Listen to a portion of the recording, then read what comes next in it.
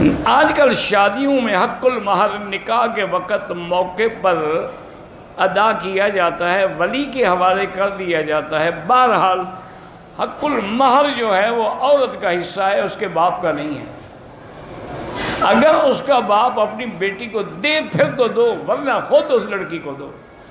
اگر لڑکی خلا لیتی ہے اس کو حق المہر ملے گا، حق المہر نہیں، وہ سب کچھ جو اس نے لیا ہے وہ بھی واپس کرنا پڑے گا خاوند کو۔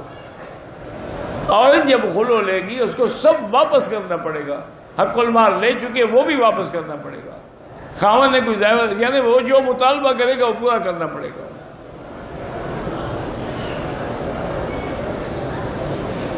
اگر لڑکی حق المہر معاف کر دے، وہ تو معاف کر سکتی ہے اگر چاہے تو۔